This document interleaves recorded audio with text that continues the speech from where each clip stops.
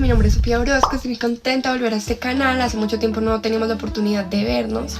Hoy estaré reaccionando a la historia de México en 10 minutos, mi nombre es Sofía Orozco y en mis redes sociales aparezco como Sofía Orozco 20.3. Bueno, les quiero recomendar que si quieren hacer crecer su negocio, tener más clientes, visiten nuestra página web, que allá les podremos ayudar con esto. Entonces, sin nada más que decir, empecemos el video. Hoy en Memorias de Pez hablamos de la historia de México.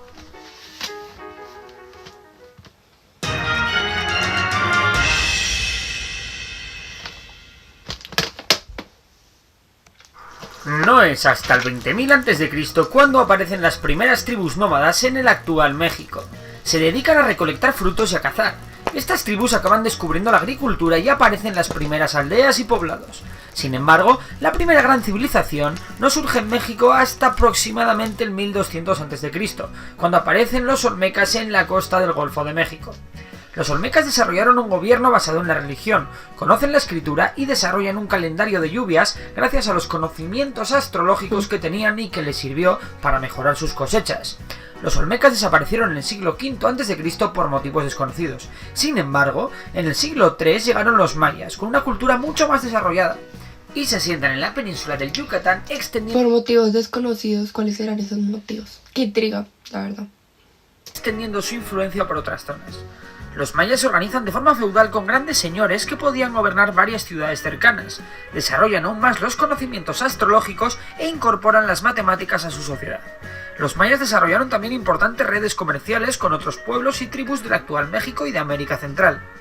Antes de llegar los españoles hay que destacar el Imperio Mexica, que surge en 1325 y que funda Tenochtitlán, su capital. El Imperio Mexica destacó por su organización y su avance tecnológico, que incluía el uso de metales como el oro, la plata o el bronce con fines militares. El problema del Imperio Mexica es que constantemente oprimió a otros pueblos de la zona, algo que sería su perdición. En 1492 Cristóbal Colón llega a América y en los años siguientes los españoles mandan varias expediciones con el objetivo de conquistar todo el Nuevo Mundo. Hernán Cortés derrota al Imperio Mexica ayudándose de otros pueblos locales y establece el Virreinato de Nueva España. Todo este proceso lo podéis ver en profundidad en el vídeo que os dejo en la descripción. Los españoles incorporaron a los habitantes indígenas al imperio. El Imperio Español también se encargó de explotar los recursos mineros mexicanos, especialmente la plata, e incorporó al Virreinato de Nueva España al comercio internacional, conectando Acapulco con Asia a través del Pacífico y conectando el puerto de Veracruz con Europa. Sin embargo, al contrario que en las colonias inglesas, en el actual México sí hubo una mezcla de razas entre los indígenas y los españoles. Así surgen los criollos, que era gente nacida en América de padres españoles, y los mestizos, que eran hijos generalmente de padre español y madre indígena. Los grandes problemas vinieron con la decadencia del Imperio Español y la llegada de los Borbones con una mentalidad centralista que descuidaba las colonias. Todo esto provocó el comienzo de un movimiento independentista. Algunos sectores de las élites criollas cada vez veían con peores ojos el dominio político y sobre todo económico que ejercían los españoles sobre el virreinato. Por su parte, el pueblo estaba sumido en una crisis económica que creó un gran descontento. En 1808 Napoleón invade España. En ese momento los sectores mexicanos más independentistas aprovechan para alzarse en armas contra el dominio español. Durante los primeros años de lucha los independentistas fracasan, a la par que España gana la guerra contra Francia en Europa. Sin embargo, muchas colonias americanas se habían independizado durante la guerra y México no iba a ser menos. Las élites criollas eran en su mayoría seguidoras del absolutismo de Fernando VII.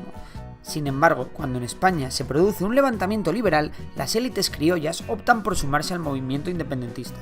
Este apoyo fue definitivo y dará paso a la independencia de México en 1821.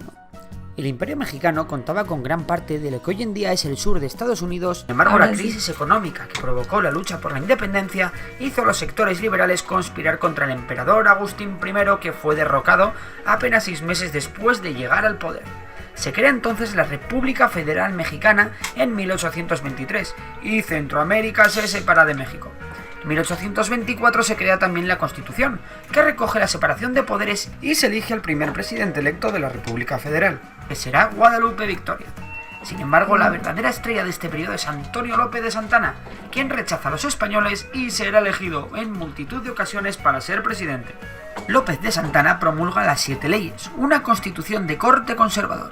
Sin embargo, del norte venían grandes problemas. Allí los estadounidenses reclamaban unos territorios tejanos. México atacó las posiciones militares de Estados Unidos en la zona y Estados Unidos respondió declarando la guerra. Estados Unidos ganó y se llevó gran parte de lo que hoy es el sur de Estados Unidos, como California, Nuevo México. Qué interesante, eso sí, no tenía ni idea. México, Arizona o Nevada. Las tensiones entre liberales y conservadores se extienden por México, y Santana se autoproclama dictador. Los liberales no iban a permitirlo, y tras la revolución de Ayulta en 1854, Santana tuvo que dejar el poder. Todas estas guerras crearon una gran crisis económica. México fue incapaz de pagar su deuda externa, y Francia, uno de sus principales acreedores, no se iba a quedar de brazos cruzados. Francia, junto a España e Inglaterra, acudieron con sus flotas. España e Inglaterra se retiraron tras negociar con México, pero Francia atacó. Los mexicanos derrotaron a los franceses en la batalla de Puebla. Los franceses se repusieron y los conservadores mexicanos se unieron a estos, fundando el Segundo Imperio Mexicano. Sin embargo, las guerrillas republicanas dieron la vuelta al conflicto y ganaron la guerra. Los franceses se retiraron, los conservadores se rindieron y el emperador fue fusilado. El final del siglo XIX y el principio del XX fue de cierta estabilidad. La revolución industrial permitió a México remontar en lo económico y apaciguar la situación social. Esto ocurrió durante la dictadura, o más bien la dicta blanda del general Porfirio Díaz. Cuando este abandonó el poder en 1910, la democracia aterriza en México. Las elecciones fueron ganadas por la oposición de Porfirio Díaz, pero este, con mal perder, decide no reconocer el resultado. Francisco Madero, líder de la oposición, es encerrado y finalmente exiliado. Este llama a la revolución y el conflicto se extiende. Porfirio Díaz se tiene que exiliar a París. Madero gana unas nuevas elecciones y forma gobierno. Uno de los líderes más destacados de la revolución, Emiliano Zapata, debido a sus diferencias con Madero, organiza un nuevo levantamiento. Sin embargo, el verdadero peligro para Madero vendrá de otro lado. Como en toda revolución, existía una contrarrevolución. Varios líderes contrarrevolucionarios inician de nuevo una insurrección que acaba con el fusilamiento de Madero, iniciándose una dictadura por parte de Victoriano Huerta.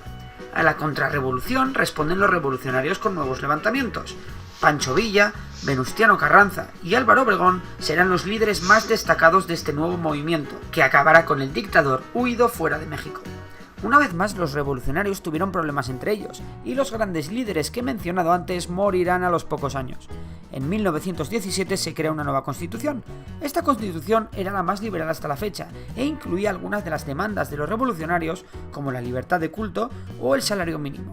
Obregón llega al poder en 1920 e intenta retomar el despegue económico. Sin embargo, el verdadero progreso llegará con Lázaro Cárdenas, un presidente con gran fama entre las clases populares.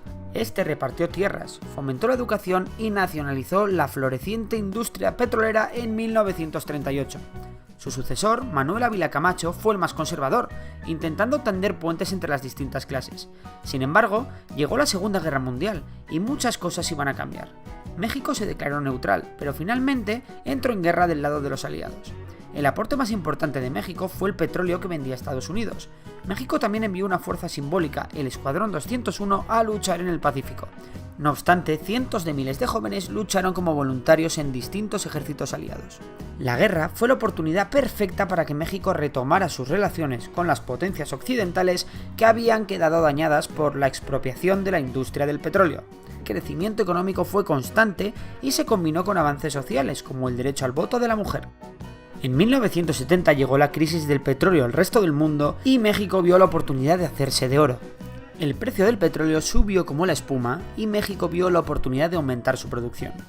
Dicho y hecho, México crea el complejo Cantarell, donde aún hoy en día se extrae muchísimo petróleo. Sin embargo, los precios bajan a principios de los 80 y llega la crisis. El gobierno tiene que vender al menos 750 empresas públicas para hacer frente a la situación. En 1994, México da un gran paso adelante firmando un tratado de libre comercio con Estados Unidos y Canadá. Por otro lado, surge el Ejército Zapatista de Liberación Nacional, que luchará contra los grupos paramilitares que oprimían a los indígenas. En el año 2000, el PRI pierde por primera vez unas elecciones en 70 años. Sin embargo, para entonces, el mayor problema de México era ya el narcotráfico, una guerra que México está aún hoy en día por ganar.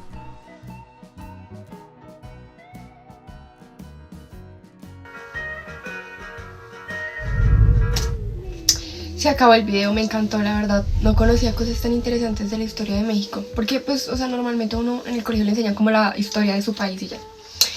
pero tiene cosas parecidas con la historia de Colombia. Entonces me gustó mucho, me encantó. Entonces espero que les haya gustado ese video. Si les gustó, por favor suscríbanse, denle like al video. Y espero podamos vernos en otros videos. You're looking for a girl that'll treat you right. Have you looking for in the daytime with a light? You might be the type if I play my cards right. I'll find out by the end of the night.